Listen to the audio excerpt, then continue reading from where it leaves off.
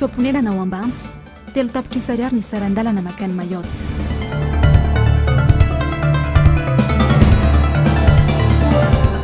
Tsy manambola ny fitondram-panjakana, voateram-pandeferina ny toe-karena.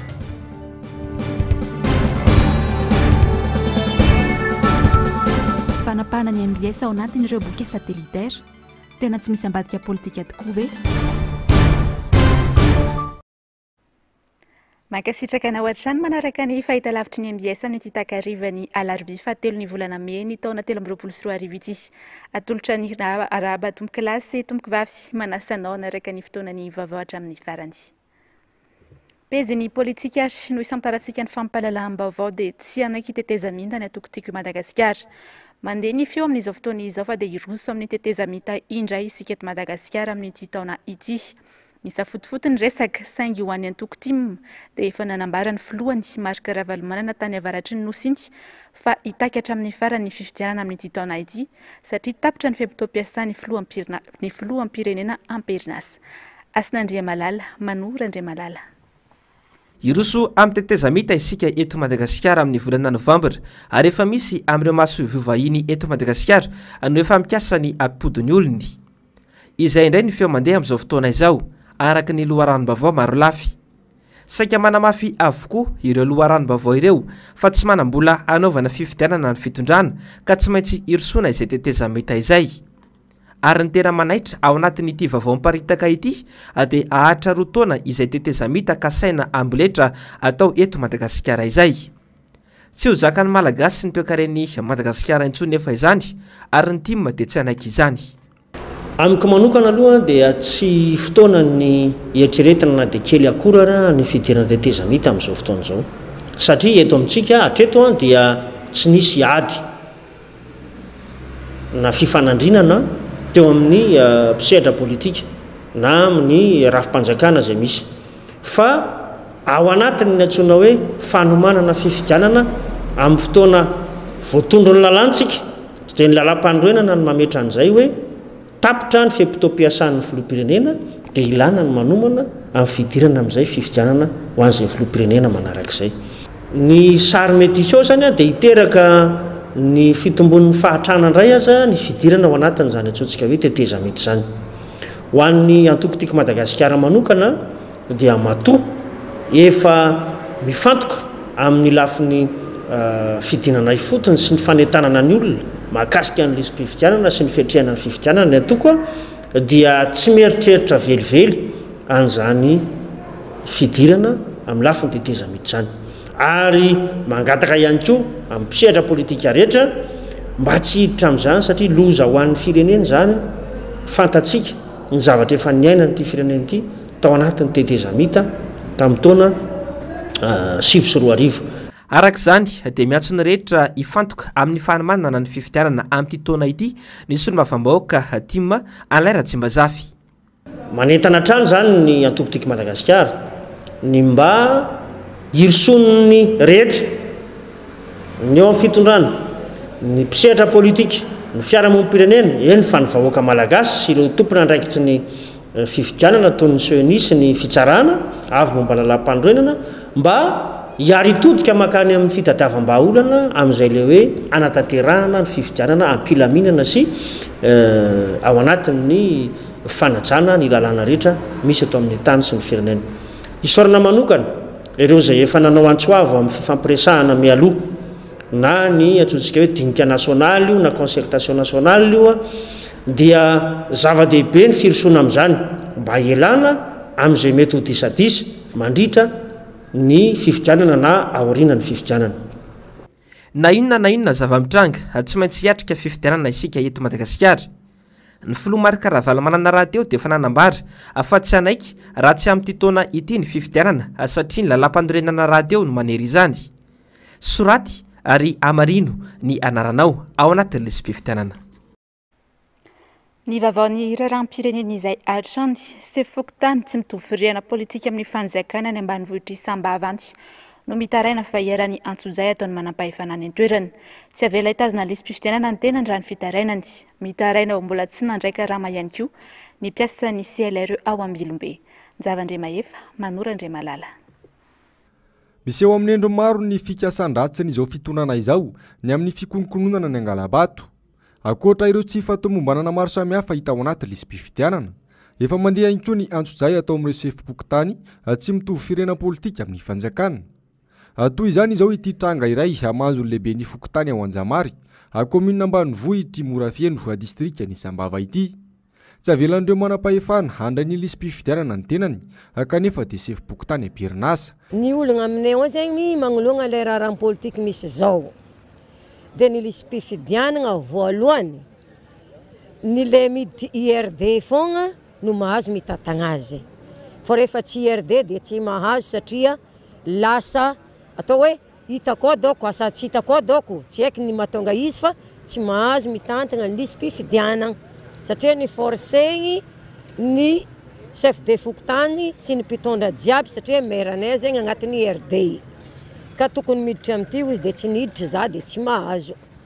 Efa fondro be ny tarotry nataony be ny tanàgnanay agnizitro za. Roa taogno lasa izay tsy mbola nahazo convocation ny fiantsonana fevriagna. Fa tsy izy ny nampiditra za tao fa vahoaka ny fidy zaho. Ka tsy natahorako zegny. Ka eto zaho mbola mitagna amin'ny chef de Fokotany za fo hatramin'izao. Akoatra izay, piasan'ny CLR ao Ambilobe ihany koa no mitaraina mbola tsy nahazo mitamboka karamany. Valiteny anavona sy tsy fantatra mazava hatrany no asetry ny tompon'andraikitra rehefa mitaraina izahay ho ny fanazavany. Membre CLR aby regny zegny ankamaroazany aloha tsy nahazo vola. Le nahazo koa hely. Ile ireo tali andeha nagnefa vola mandeha ambanivolo igny andraraiky firo. Le tsy avy amin'igny fa tsy mahazo. Nagnaraka taty le olo vola fa niverseny amin'ny trésor ro zay tsy afaka mitana vola. Fa niverigny agny. Tsisy. Karaha zegny ireo fitaovagna CNI jiaby io le président CCC iska commune mangala le fitaovagna jiaby. Ireo zegny miantoko freine hentagna, freine vatagna-ndreo ale retour mangala ireo fitaovagna. Ireo koa zegny magnatriky le carnet feno baka akagny mandeha aty. Pointé-ndreo fogna mba loafo vola oro. Jusque niany zegny magnontany le olo tsisy fo vola. Le raha karaha zegny olo nefa niasa nefa le karamany zegny tsy nomegny vola fa hely hafahafan'le ny CNI taloha mba nahazoazo vola le olo miasa aminany. Betsaka ihany koa ny tsy fahatomombanana amin'ny fanavozana manontolo ny lisam-pifidianana ao Ambilobe ho ihany ny fanazavany. Ity farany izay nisafidy ny tsy aseho sary noho ny fandrahonana efa niatra taminy. Mitohy ihany koa ny fidinana ifotony fanentanana. Ona fitopolo ny soratra anarana anaty lisam-pifidianana ary manana sosina manga ny tsy tafiditra ao anaty lisitra vonjy-maika anavoaka ny CNI atao amin'ny Fokotany Ampahibady komina Lasora. Ankoatra izany, atao ny zavanseho amin'ireo Fokotany maro manerana nosy dia betsaka ireo tsy fahatomombanana ho an'ny Fokotany Mahatsinjo. Reto zany afa zay tao anaty telefônina nefa na réclamation nefa tsy asa anaty telefônina reto ro reto. Tsy ao anaty lista reto ro reto. Zay tsy mety mila mangarary tsy tao anaty le site ny CNI. Ne mana sosomanga anamarina karatra anaovana fifidianana mba azahoana mifidy malalaka. Za tany avadiko tany Ambatolampy dia tsy nahita ny ananana io. Mitony fandraisana anarana sy fanamarinana anarana anaty lisam-pifidianana ato amin'ny Fokotany Mahatsinjo. La izy voasoratra atao anatin'ny lisam-pifidianana dia ngefa ne rehefa marinana lisam-pifidianana dia vavy izy mbola misy ireo loetsy tratra atao anaty toerana zany izy ny hatramin'izay dia koa ireo le vahiny vao mitondra fifindramonina dia raisinay foana zany reny hatramin'izao 5 zay zany zao ny tonga teto ny androany io. Datin'ny androany fotsiny zay fa ny andavanandro moa indraindray misy olona 3 2 indraindray tsy misy mihitsy ny ary moa. Ho fanampinan'ny olom-pirenena manampy azy ireo anamarina ny anarana mandeha mitety Fokotany ny tanora komity ao Lasora. Manodidina ny 20 isan'andro izy ireo no mitety Fokotany miaraka amina finday manamarina ny anaram-pifidy ao anatin'ny pejiny CNI. Zay olona ao anatin'ny antoko ihany eto amin'ny commune Lasora menay crédit zareo dia mitondra Android dia mijery manamarina ny liste ny anarany ao anatin'ny site ny CNI hoe ao ve le olona ao ve tsy ao ve le olona dia rehefa tsy ao zany dia makany amin'ilay fokontany misy azy hoe ny anarako diso ny anarako tsy ao zao tahaka an'izao zavana be dehibe mihitsy ny fahadisoana ao anatin'ny lisam-pifidianana izay mivoaka zao ary kely sisa ny fotoana anaovana an'izay fijerena fitsirena lisam-pifidianana zay tsy voandroany tsy voamalina anao an'io efa misy feriandro zay io foana ny asanay teto dia nefa anatin'ny 20 andro zany raha misy anaran'olona 10 enina amin'izany diso daholo ohatrany hoe manana sosy le olona soratra anarana nefa tsy hita ao anatin'le lisa eo ihany koa rehefa weekend dia midy ny biraopokotany dia sahirana le olona nefa amin'ny andavanandro miasa dia izay koa nisan'ny tena hoe nanampiana an'le olona hoe mba hoe anantona andro zareo fotony ka hita tena faly ny vahoaka satria nanamora ny fanamarinandro zareo le anarana ny fiodinana io fotony. Tsy mbola nisy fokontany nanana lisam-pifidianana avy any amin'ny sinity tomombana 100 hatreto sakitovizana lesoka amin'ny ankapobeny diso ny anaran'olona sy ny larana karapanondro ny toeram-ponenana sy ny maro hafa ankoatrany hoe tsy ao anaty lisitra nefa manana pirofo fa nisoratra anarana hatreto dia tsy ampy ary tsy mahafa-po ny fanazavana avy amin'ny seni mahakasika ireny lesoka marobe ireny izay saika manerana nosy ka mahatonga ny olom-pirenena maro tsy resy lahatra ny andeha hifidy ary mampametra-panotaninany maro na tena tsy fahaizana tokoa asa fa na inina no nikajikajy ny fisian'ireny lesoka marobe amin'ny lisam-pifidianana ireny. Any amin'ny faritra atsimo iny dia mahatsiaro adino ity fitondrana ity amin'ny lafin'ny fampandrosoana ny zanaky ny faritany Toliary. Fampanantenana fotsiny ihany ny fampandrosoana nampandrevena ny vahoaka ny Toliary tamin'ny fotoana ny fampelezakevitra nataon'ny filoham-pirenena ankehitriny. Mijaly sy sahirana ny mponina amin'izao fotoana izao ka miandraandra fiovana onja lalaina Ranaivomanana sy Andra Kotomalala. Ataon'ity fitondran'ity faralahy ny faritany Toliara amin'ny lafin'ny fampandrosoana. Tsy misy tanteraky ny filoham-pirenena Andry Rajoelina ny fampanantenana ho an'iny faritany iny nandritra ny fampelezakevitra. Mahatsiaro mijaly sy sahirana ary latsaka kanterena tanteraka ny mponina ny Toliara manoloana izao fahasahiranana saika mianjady amin'ny vahoaka manerana ny nosy izao. Hafa ihany tamin'ny fotoam-pitondrana ny filoha Marc Ravalomanana, voajery avokoa ny faritra sy ny faritany rehetra ary mipakateny foto mihitsy ny fampandrosoana. Sahira tsika, latsaka kanterena mijaly. Indrindra fa tsika amin'ny faritany Toliara toy, ataon'izao hoe faralahy lava zao. Ilay fiainana taloha niaraka tamin'ny président Ravalomanana, nisy filamina, nisy fandriam-pahalemana, nisy asa, nisy ny fianara, voajary ny fahasalamana. Ny firosoana amin'ny fifidianana ihany no ahafana manala ny firenena sy ny vahoaka ao anatin'izao fahasahiranana izao. Tsy ho afaka ny aneho ny safidy mihitsy nefa raha tsy voasoratra anaty lisam-pifidianana. Zava-dehibe ny fandehanana manamarina sy mijery ny anarany ao anatin'ny lisam-pifidianana ka tokony hanao izany avokoa ny olom-pirenena rehetra mananjo hifidy. Miangavy antsika hijery ny anarantsika iabiaby atoa io any amin'ny fokontany misy antsika mba hahafahantsika handray anjara amin'izay fifidianana zay dia ho tanteraka ny famerenantsika ny filoha Marc Ravalomanana. Amin'izay fotoana zay ka fa avy eto amin'ny faritsy Anjoy dia mivola azy tsika hoe zahay président fatafitsy anatin'ny lista fifidianana ka vonona zahay ny hanovana anao. Mila sahy koa tsika sy mijoro manara-maso an'io lista io satria reny olo fa maty reny tadiavin'ireo haverina ao ndray. Anao mikimaky zany loso. Ka mila jerentsika io lista io hoe toy tokony fa tsy ao, toy fa olo fa maty. Toy olo fa nifinjatoerana Antananarivo any na Adebo any fa tsy Anjoy eny. Raha tsy mijorotsika sy mijery an'izay lista zay dia manjary tsy ho avy ny hetahetatsika. Tsy ny any amin'ny faritany Toliara ihany no miandrandra sy manantena fiverena ny filoha Marc Ravalomanana indray eo amin'ny fitantanana ny firenena fa saika manerana ny nosy mihitsy. Tsy afaka ambavan'ireo olona mifanena aminy matetika ny hoe mijaly izahay dada fa miverena ianao. Ny pejy toe-karena kosa indray ary nandritra ny fisehoana ny filoham-pirenena sy ny vondron'ny mpandraharaha malagasy eo amin'ny GEM na ny groupement des entreprises de Madagascar no nilazany fa tsy afaka hanome fanampiana ara-bola sy andony trosa ny fanjakana malagasy noho ny olana ara-bola goavana sedrainy.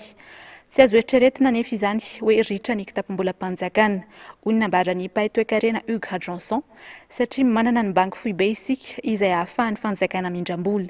Maro anefa ny vahaolana azo irisona ampindramam-bola ao anatin'ny kitapo-mbolam-panjakana araka ny fanazavana hatrany. Ravirazafy Mahenina sy mbola hava-tsara. Sehatra ny mampidi-polaka nefa nitsontsiniavin'ny fanjakana ny siam-piariana toy ny varitra sy ireo mifandraika amin'ny fitrandrahana ny asa sy ny maro hafa. Vao mainka aza atao fitaovana azon'ny fanjakana vola mihoatra ny tokony ho izy ireo mpandrarà amin'ny alalan'ny fampakarana ny hetra. Ny orinasa atao anatiny efa vitsy dia vitsy ihany koa. Tsy mandrisika ireo mpampiasa vola koa ny eto amintsika noho ny fisian'ny korotana politika sy ny kolikoly. Misy amin'ireny orinasa ireny zany ny ramboursena ny TVA. Dia mety tsy manam-bola ny fanjakana iramboursena an'ilay TVA. Izay tokony averina amin'ireny orinasa ngezabe ireny. Faharoa manarakaraka izany tsy manam-bola koa ny fanjakana dia mety mitady izay somary amoretana ny orinasa izy zany mba ahafahana mampitombo ny hetra izay alohany ireny. Fanjakana anke afaka miteny amin'ny banque centrale foana hoe izay omeo vola fa ho averinay. Izany hoe tsy fanjakana tsy manam-bola zany tsy normal zany.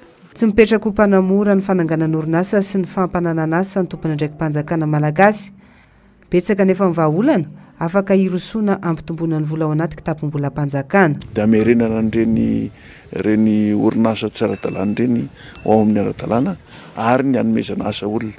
Be dia be ny asa azo mena an'ireny olona rehetra reny anke. Na dia fambolekazo ary raha ohatra hoe atao professionnel amin'izay fambolekazo fa tsy atao excursion ny ministera sy ny orinasa sy ny karazany. Fa za miteny aminao fa mifambolekazo zany raha ohatra mamboly azy tsika sady manana azo no mahazo an'ilay crédit carbone iraisam-pirenena. Manambola ny fanjakana saingy tsy tonga any amin'ireo tena mila izany ary any amin'ny tsy lahara-pahamehana no laniana ny volam-bahoaka ka misy ireo sehatra fa tsy maintsy ampandeferina na tokony hitondra fampandrosoana azy. Masoivosivy no tonga teny amin'ny antenimieram-pirenena. Tazana tena toerana ihany koa ny solon-tenan'ny firenena mikambana. Tsy tao kosa ny masoivo frantsay. Raha ho an'ny solombavam-bahoaka aty Madagasikara Alain Ratsimbazafy dia midika ireny fa manao mpimaso amin'ny solombavam-bahoaka izay mahalala ny maharary ny vahoaka ireny fihetsiky ny diplomaty vahiny teny Tsimbazaza omaly ireny. Asin'Andriamalala, Manora Andriamalala. Mampiseho fa ao an-damosy ny député ny fianakaviam-be iraisam-pirenena no antony ireny fahatongavan'ny diplomaty maro tena amin'ny lapany antenimieram-pirenena ireny hoy ny solombavam-bahoaka tim voafidy tao Atsimbandrano Alain Ratsimbazafy. Tsy fahita amin'ny fanokafana na famaranana ny fivorian'ny antenimieram-pirenena tokoa mantsy ny fanatrehan'ireo diplomaty tahaka ny Seho Omaly ireny.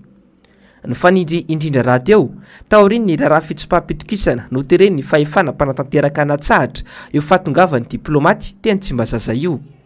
Amiko manokana ny fandikana azy dia hoe manome hery aloha ho an'ny solombavam-bahoaka hoe ny solombavam-bahoaka no anisany manana anjara handraikitra sy fanapahan-kevitra mahakasika ity firenena ity amin'ny alalan'ireo le hoe nisy ny motion de censure efa nataon'ny solombavam-bahoaka teo aloha ka ny fahitako azy manokana dia fanomezana herin'ny solombavam-bahoaka mba handray ny andraikitra tandrify azy manoloana ny fahefana zay ampelantanana ny fahatongavany ireny corps diplomatique ireny satria tsy misy miafina amin'izy ireo ny raharaha-pirenena misy eto amintsika ary fantany tsara fa tsy mandeha araka ny tokony ho izy ny fitantanana ity firenena ity.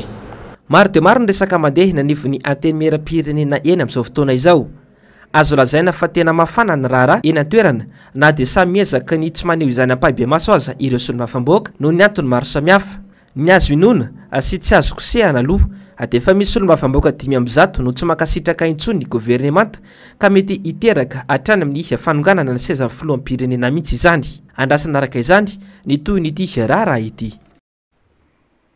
Ny vaovaon'ny serasera sy ny asa fanaovan-gazety kosa indray mbola tsy tafavirina ao anatin'ny boky satellitaire ny MBS hatreto. 3 taona taty aoriana napahany fanjakana azy. Fanapahany izay nolazaina fa vonjy maika. Milaza tsy ho tompona andraikitra sy tsy manam-pahefana ao amin'izany anefa ny fanjakana rehefa nanontany ny mpanao gazety androany.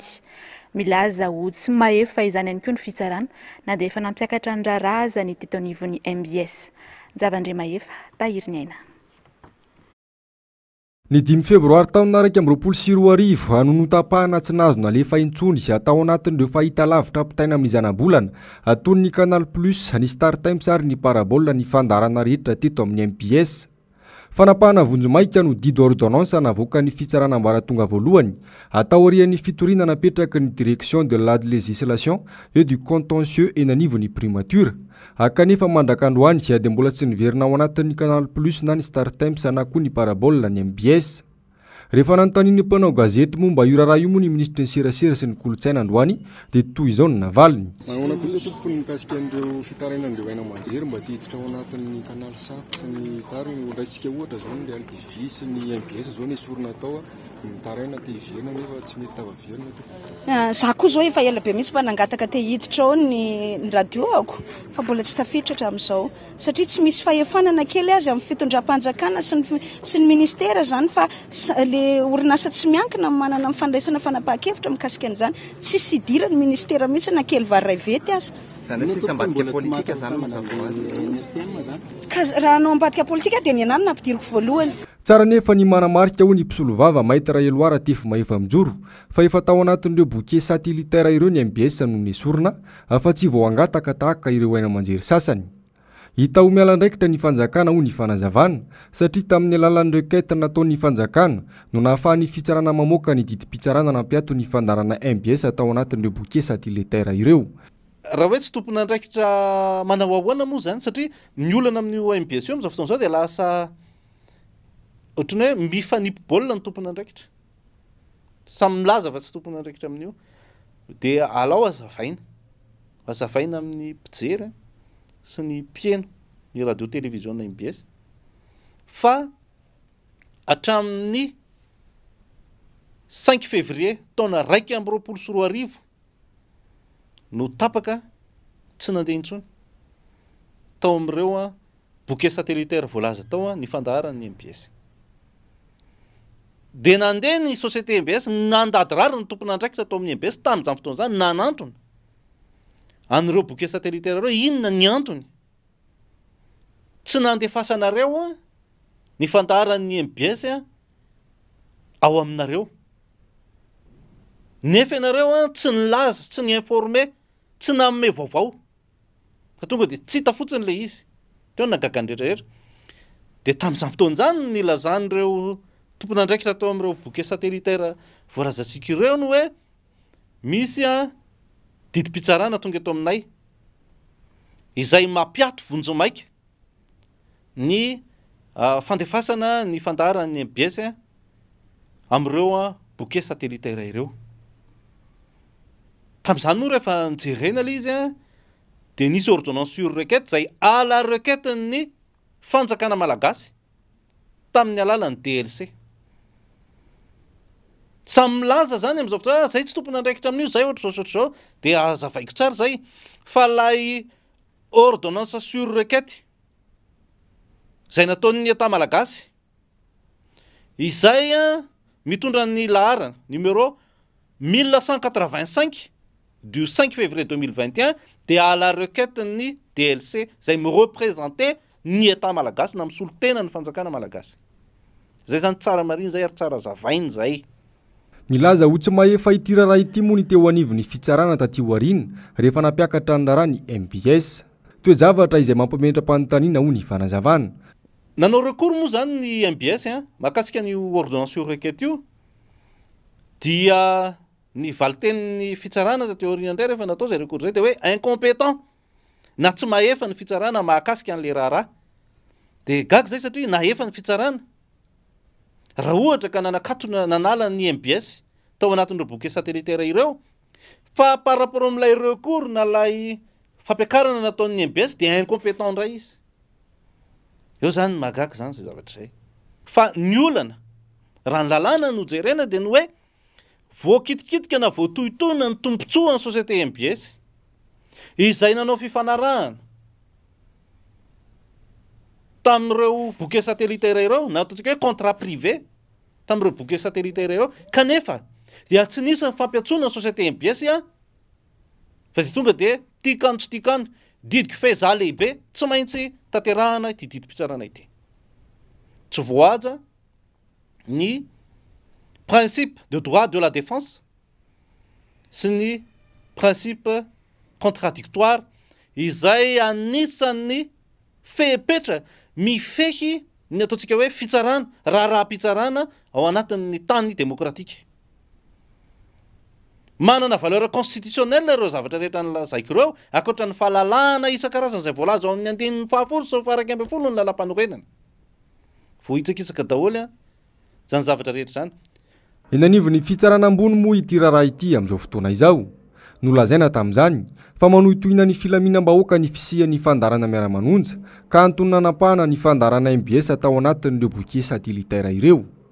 Roa taona mahery teo arian'ny nisian'ny fandarana, nisy korotana ave teto amin'ny firenena, ny korotana ave ny fiainam-bahoaka.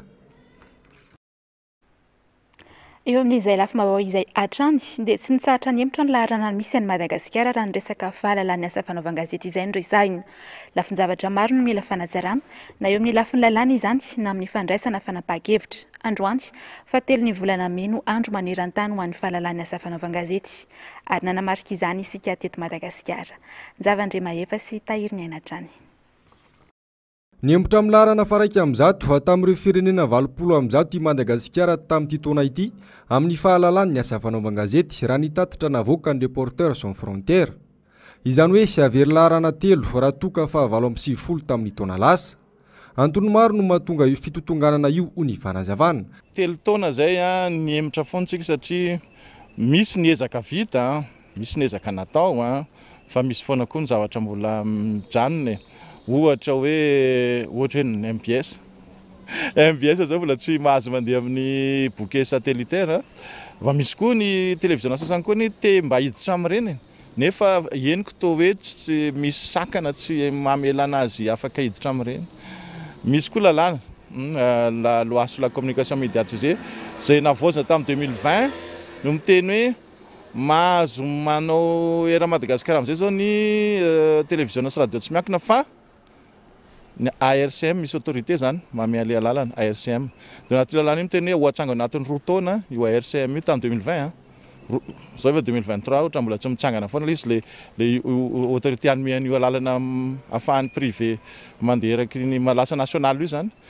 Zany zany ezaka tokony atao daholo mbola misy mipetraka daholo eo koa ny lalàna maro lalàna tokony mbola lanina zao ny loi sur l'accès à l'information publique mbola tsy lany. Mbola misedra olana maro ny mpanao gazety eto Madagasikara eo ampanatanteraina ny asany. Sarotra ny fahazahoana loharanom-bavao indrindra ny avy amin'ny fanjakana. Satria misy ministera sasany zao tena hoe lamy manapetraka zareo mihitsy tsy mifandraika amin'ny asantsika. Misy hoe mbola tsy maintsy mandalo any amin'ny tompony andraikitra ny serasera, mandalo any amin'ny tale général, mandalo ary amin'ny protocole sy ny sisa. Ny vavao ilaina androany dia androany ilaina anazy manao fangatana nefa ianao tsy mivaly eo ny eo. Ny vavao ilaina ho alefanao rariva ny fangatanao amin'ny herinandro vao mivaly. Isany hoe manano sarotra zay amin'ny fanatanterahana ny asantsika zany. Dia ihany koa zany le resaka hoe fanasivana mpanao gazety amin'izao fotoana zao efa mandroso be ny teknôlôjia dia hoe zay tsy mitady radio, zay tsy mitady presse écrite fa télé, zay tsy mitady afa-tsy télé ihany sy télé ihany vavao any olo-pirenena rehetra nefa raha ny tokony ho izy dia tokony hoe rehefa misy vavao zany rehefa misy loharanom-bavao dia zaraina ho an'ny olona rehetra le izy ny vahoaka malagasy tsy misy hoe mivavao any mpanohatra ihany na vavao any tsy mpanohatra ihany fa rehefa vavao dia tokony ho zaraina malalaka ihany koa fahafahan'ny mpanao gazety hitrandraka vavao. Tsy ny mpanao gazety ihany no misedra olana amin'ny fanatanterahina ny asany. Metraika mivantana amin'ireo mpanara-bavao ny zava-misy fa indrindra ireo any amin'ny faritra. Voatery mihaino lakolosy tokana noho ny fanagejany fanjakana ireo anamanjery sasany mahasamilazany marina eto amin'ny firenena. Tsapa dia tsapa tokoa ary banga dia banga tokoa ny fahazahoan'olo vaovao satria tsy mifandanja le raha hita fa mitongilana le tiandry zalahy voy fanjakana fony hipetraka agnatin'ny io télévision satellitaire reo. Fa izy koa fa mikritiky hitan'olo tegna mibaribary mikritiky le fitondragna ataontsika hoe mitsikera dia farany zegny igny ny zava-misy mijaly tegna mijaly ny vahoaka agny amin'ny faritra agny. Anareo Antananarivo eto baka ataontsika hoe mbala mety mahita io télévision MBS io na mivoy le regny mba magnaboaka ny tsy fanjariany mitsikera regny fanjakana regny fa ny agny amin'ny faritra tsy choix tsy managna soa dia tsy mety magnaradrian-drano mitandregny raha koragnindreo olo aby agnatin'ny fitondragna fo samy manana ny fomba nanamariany ity andro ny 3 Mey ity moa ny mpanao gazety isaky ny faritra teto Madagasikara. Ho an'ny teto Andrenivohitra dia tetsy Andotapenaka, tetsy Akorondrano sy tetsy Antaninarenina no nanamariana izany andro maneran-tany ho an'ny fahalalany ny asa fanaovan-gazety izany. Anisany lohahevitra noresaina tao anatin'ny fandaharana miara-manonja ihany koa tamin'ity androany ity izay fahalalany asa fanaovan-gazety izay. Tsy mbola tafapetraka tsara ny fahalalan'ny mpanao gazety eo am-panatanterahana ny asany. Sarotra ihany koa ny fahazahoana loharanom-baovao eny anivon'ny-birao-mpanjakana. Anisany misedra izay fasarotany izay ny mpanao gazety miasa amin'ny haino aman-jery ny antoko fanoherana. Onjalalaina Ranaivomanana sy Mathieu Prince. Miamiamotra hatrany ny laharana misy an'i Madagasikara amin'ny fahalalana amin'ny asa fanaovan-gazety raha ny laharana navoaka ny Reporters sans frontières. Nandritra ny fitondrany ity no tena nahitana izay fiamorana izay. Raha laharana fa 450 nisy antsika tamin'ny taona 2014 dia lasa laharana fa 750 ny taona 2012.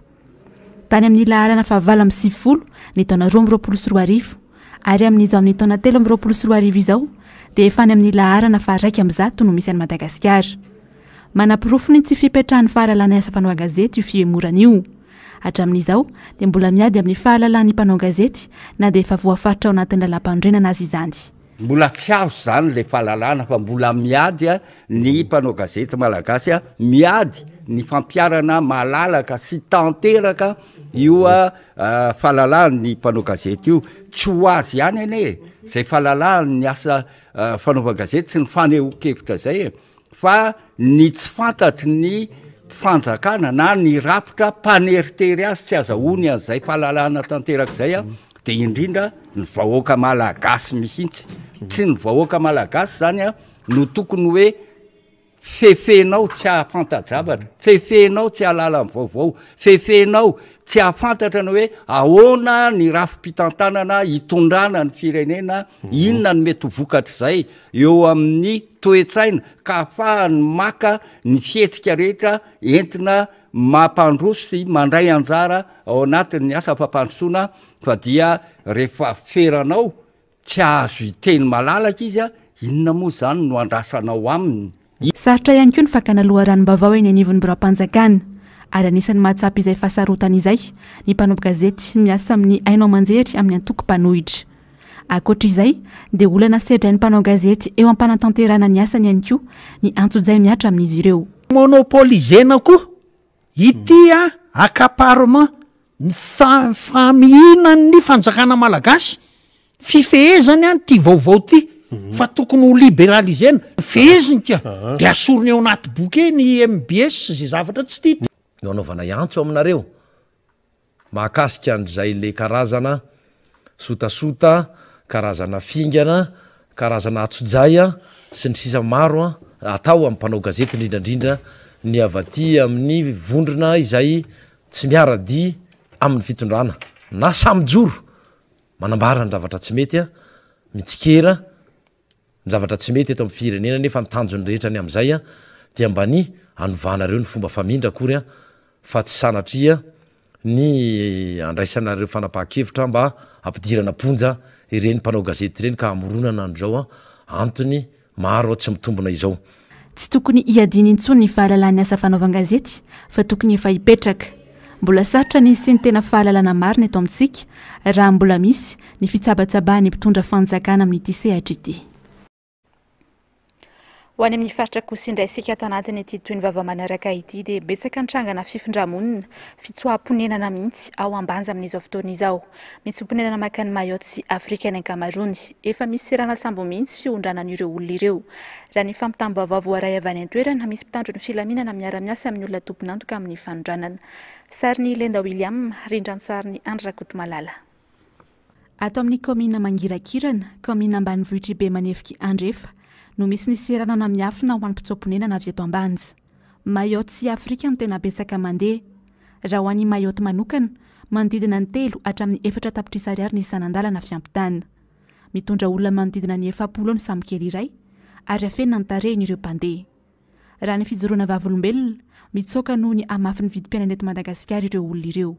Misy marigny raha zay misy marigny raha zay fa zay hay mavozo tsy nasaky ny volagna zay raha ela jiaby fa to mavozo zay tsy avonendrô misy à peu près 2 kilomètres miala amin'ny chantier naka io départndrô raha ohatra ka nisy présence gendarme tagny hitandrô baka ino ma naviany rotsy taony nisy départ tokony tsaiky andeha fa tsy loso noho ny présence ndo gendarme tam place io tao misy ato rangonaviako ta mois de mai na rivoholo fa naboakandreo amin'ny tanana mangirankirana de mayoty jusqu'à firkembo miondro agnato misy amin'ny tanana mangirankirana le raha farany tamile 5 février igny fararona agnondragno boaka tato nandeha mayoty misy ato misy tato zegny tsy fitiavandreo gendarme jusqu'à namiandreo poison tsy naty andropiandreo drakitra sauce namezandreo reo tsy naty nahazo tapaka indreo amizay naty misy ato le raha moi me fanjakana ao zao tsy malala fa misy olo mandeha mayoty eo mangirankirana na ino amizay zao ty latsaka lety zao ty zay zao tsy tatasy ndraiky fanjakanandreo jiaby bao nitsangana medy zay raha ny loha ranom-bavao atranty mitazapotsy ny fanjakana ny antoerana misy mpitandro ny filaminana ihany koa miray-petsapetso amin'ny fanondranana tsokosoko toeragna fagnondranagna olo antsokosoko zegny ny raha misy ao fagnondranagna olo antsokosoko fagnondranagna zava-matonely antsokosoko zegny ny raha misy ile mpitandro filaminagna koa ipetraka ao manahinagna reo olo afaritra io zegny ny raha misy ka io aby ny antony natonga mpitandro filaminagna mety iodiody eo io raha velogno io poste avancé ny be maneviky ouest io tsy afaka agnano tsy afaka valampatra amle asa ratsy tsony zany le olo mpanao asa ratsy avy eo koa ma le fanjakagna koa misy problème koa ireo olo mipendreky fanjakagna ambanja ty problème ndreo koa clandestin ireo agnatin'izy io ke toeragna tary koa zegny efa misy toeragna raiky fandefasagna clandestin misy bengalo sy ny tariny jiaby efa bien organisé paka amy vedety efa misy fikarakaragna varindreo isakafondreo agny Nosy Be na miany le organisation le ampangondragna clandestin io ila olo araiky eo tsara ny mampatsia fa vao nitapaky ny volana maritsa teo namoezana ain'olona 320 ny fitsoam-ponenana anakany Mayotte tamin'ny taona 2024 malagasy manodidina ny 3,900 no niditra nitsokosoko tao Mayotte ka efa naverin'ny fanjakana frantsay avy atrany ny pejy fampianarana kosa indray dia tafiakatra vala amin'ny 10,900 ny tany erisetra an-tsekoly raha nitatry ny fikambanana tsy miankiny iray ny taona 2024 ao anatin'ny fitsipepehezan'ny sekoly sasantsasany fandraisana fepetra avy atrany na ho an'ny mpianatra na ny mpampianatra manao erisetra mety miafaratra amin'ny fandroana mpianatra ny sazy amin'ny mpanao erisetra an-tsekoly ravirazafy mahenina mbola ava tsara ny telo amin'ny 17,700 ndreo zazavavy sy ankizivavy no hiarany karazana herisetra any an-tsekoly raha 17,700 no mahazo ireo zazalahy raha ny fanadidina ny taona 2024 natao teto Andrenivohitra sy tany Tomasina tsy ny samy mpianatra ihany anefa no fanao herisetra fa mety manao izany ihany koa ny mpampianatra marobe ny karazana herisetra mitrangy ny anivon'ny sekoly indraindray isika mieritreritra fotsiny ihany hoe sangisangy amin'ny ankizy izy io le mifanositosika eny an-tokotany mifangalatra goûté mifangalatra entana fampikapokapoka fa reny rehetra reny dia efa tafiditra avokoa anatiny atao hoe herisetra eny anivon'ny sekoly misy ny herisetra ankizy samy ankizy manao azy misy ihany koa no hoe lehibe amin'ny ankizy na zokony io na koa ny mpanabe amin'ny ankizy fa ny akoatran'izay ny ankizy amin'ny mpampianatra koa dia afaka atao hoe herisetra ny an-tsekoly ho ana sekoly tsy miankiny iray teto Nosy Be mpianatra valo no efa voaroaka hatramin'ny atombohany ity taom-pianarana ity no ny fitariana ady eo amin'izy ireo malona ny fisiny herisetra tsy maintsy mampiatra fepetra entitra ny eo anivon'ny sekoly ny ankizy samy ankizy raha ohatra hoe ao anatin'ny fitsipifezana anatin'ny carnet de correspondance mihitsy hoe izay miady na mitarika ady dia tonga dia voaroaka avy hatrany amin'iny izay tonga izy dia miza-pie dia mitondra ray aman-dreny dia ampahafantarina ny ray aman-dreny le izy tsy afaka nitazona azy tsony izay satria mpianatsatsy ny ankizy eo amin'ny mpampianatra indray mantsy le herisetra tsy resaka famonoana fa resaka fitenenana hoe miteny ohatra ny somary mandatsa mpampianatra nasalazany efa nisan'ny herisetra reny ao amin'ny fiofanana taony dia rehefa tafahoatra ilay izy dia na mpampianatra zajanona rehefa tafahoatra ilay zavatra ataony. Tafiditra indrindra amin'ny ady atao mba hampiaina ny herisetra misy eny anivon'ny sekoly ary mba hisiana firahalahiana sy firaisankina amin'ireo mpianatra dia nisy ny fifaninanana lalao baolina kitra. Sekoly fanabeazana fototra misy 230 manerana ny farim-piadidy mpampianarana n'Antananarivo ahitana mpandray anjara 223 isa no nanomboana izay fifaninanana izay. Ny vavan'ny fampianarana izay hatrany dia manomana ny fankalazana ny fahazatoanany ny lycée Jules Ferry anomboka amin'ity taona ity ny fanomanana ary isy ny hetsika maro entina ankalazana izany. Asin'Andriamalala, Manora Andriamalala. Ankalazany fahazatoanany ny lycée Jules Ferry Faravohitra amin'ny taona ho avy, saingy amin'ity taona ity kosa dia efa isy ny hetsika entina indrindra anamariana izany. Ny 9 ho avy zao no anomboka ny famondronana ireo mainto milaly raha ny fanazavana. Le zatoana zany amin'ny taona manaraka iny tena kalazaina fa mbola antsona atao amin'izao, zany hoe fiantsona zany amin'izao volana mai ka hatramin'ny septambra, fiantsona an'ireo izay concerné rehetra hoe mainto milaly, mpianatra taloha, mpampianatra taloha, ray aman-dreny mpianatra, dia amin'ny volana septambra vao tena nokatra ny fahazatoana. Fa zany hoe isetsika maromaro ihany ho fanomanana an'ilay fahazatoana zany anatin'izay fotoana fiantsona zay, misy fotoana hetsika maromaro ihany. Dia anatin'ilay fahazatoana zany zay misy hetsika pédagogique aloha satria fa amin'ny sekoly le izy, dia misy koa ny hetsika fanatsarana ny sekoly na ny kalitao fampianarana na ny infrastructure izay ataontsika hoe fotoana zao zatoana zao, fa ny mainto milaly sy ny mpampianatra ny mpiasa rehetra mifandrimbona manao izay tondra ny anjara brika satria tsy vitan'ny lycée amin'ny budget ny sy ny ohatry zany ny fanatsarana rehetra dia tsy maintsy izay ny komity fahazatoana zany no hitady izay hoe ahoana ny atao mba mpatsaratsara n'ilay lycée. Tao anatin'izay 100 taona izay dia efa nisalotra ny anarana hoe lycée Gabry, lycée des jeunes filles, lycée Faravohitra, ny lycée Jules Ferry ary maro dia maro izay fiovana izay atao anatin'izay 100 taona izay.